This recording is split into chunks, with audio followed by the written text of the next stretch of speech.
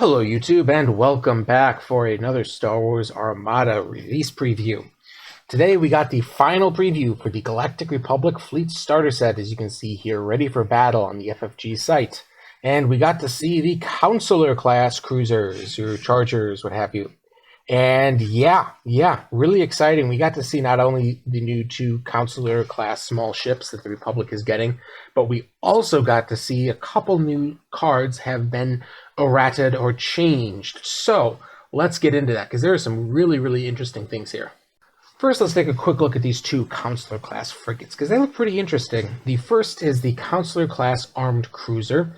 It is the cheaper of the two at 37 points. It has the Senate and the comms keywords.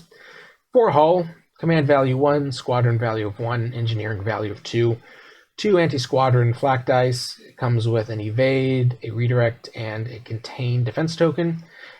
A lot of maneuverability here.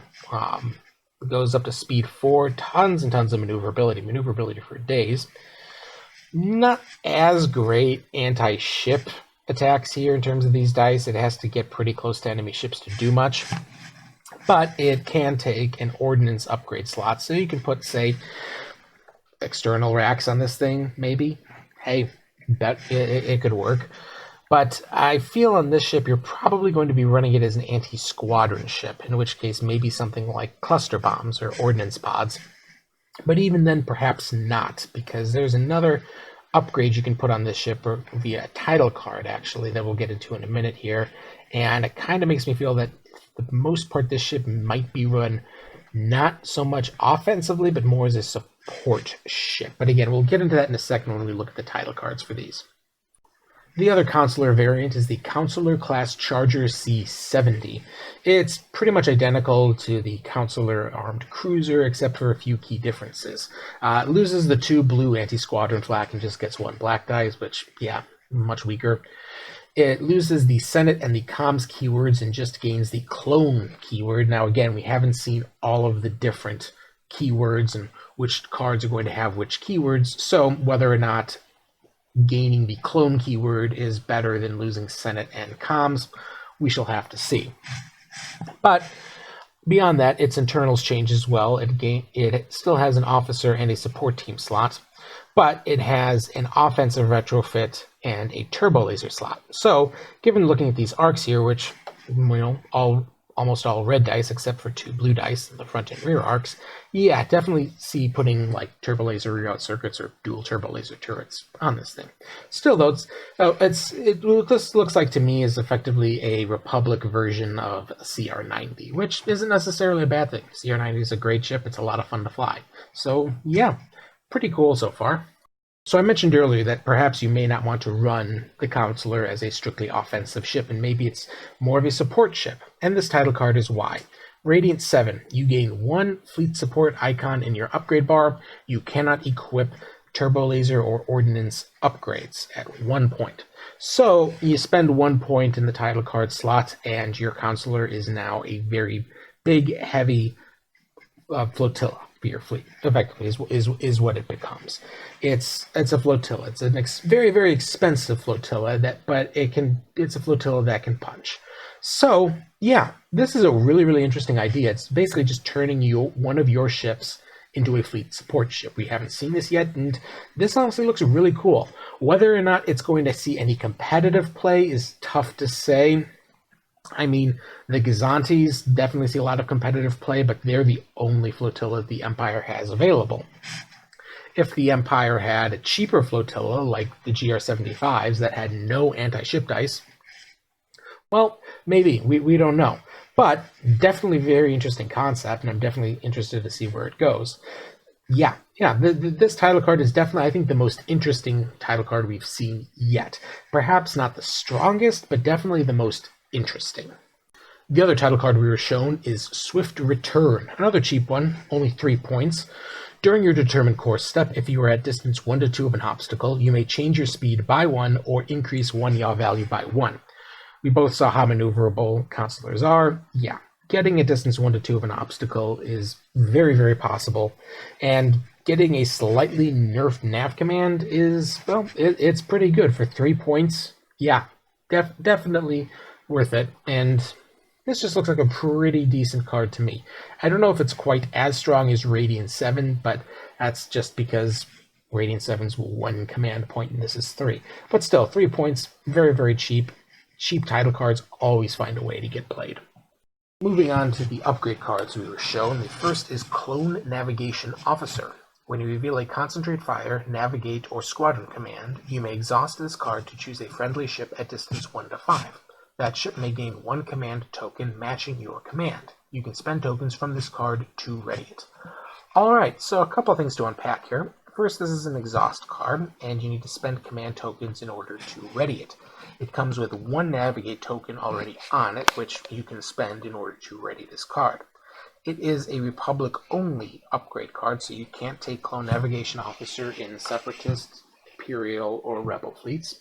It costs 4 points, and despite the fact that it is called Clone Navigation Officer, it does not have the clone keyword. The main thing to take note of here, though, is that this is an officer upgrade card. So if you want to pass around command tokens to the rest of your fleet, Clone Navigation Officer can be put in literally every ship. It does not have the clone only or any limiting keywords here. So this is a really good way to basically pass around command tokens in your fleet. Maybe you run a couple of these things. I don't know. Could be strong. Now I'm going to look at the final 2 new upgrade cards that were previewed to us in tandem because they are effectively the same card just with a couple changes. The first is Parts Resupply. After your reveal command dial step, you may exhaust this card and discard any number of engineering tokens from it to choose that many friendly ships at distance 1 to 5. Assign each chosen ship an engineering token. Costs 3 points. It is practically identical to Munitions Resupply. Same exact thing, same exact effect. It just throws around Concentrate Fire tokens instead of engineering ones.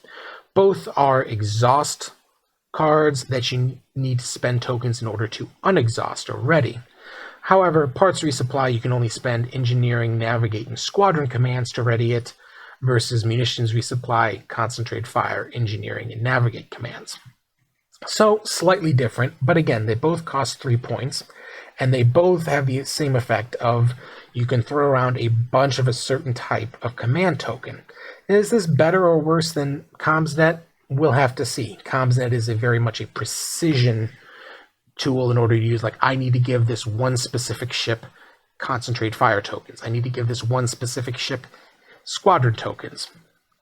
Oh, wait, all my squadrons are dead now. Okay, now I can stop sending it Squadron tokens, and I'm going to now start sending it Navigate tokens in order to get it away from the battle.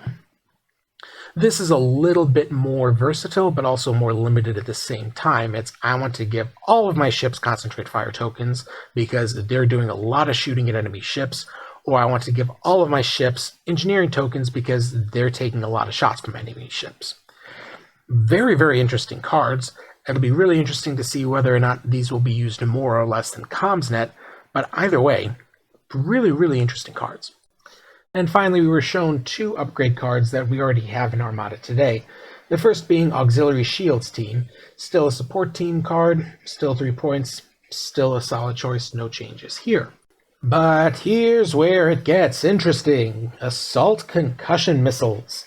Yeah, exhaust this card. Each hull zone adjacent to the defending hull zone suffers 1 damage. Wow. ACMs is exhaust now. Exhaust. Oh no. What will we ever do? This is a completely fair change, in my opinion. It is a nerf. It is a definite nerf to the card. It is completely fair. I'm guessing, and this is just a guess on my part, totally a guess and pure speculation, Assault Proton Torpedoes is also going to be an exhaust card. Now, a couple of things to take note of here, though. First, it is an exhaust card that automatically readies itself, so you don't need to spend any command tokens in order to ready ACMs. The second is it only costs 5 points now. So, originally, ACMs cost 7 points. With this new errata, it now costs 5. So, it is nerfed in the fact that it is an exhaust card now, but it is 2 points cheaper. Does the 2 points make up for it being an exhaust? No, Absolutely not. It is definitely weaker, even though it only costs 5 points because it is an exhaust card. But, as I said, this is definitely a warranted change, in my opinion.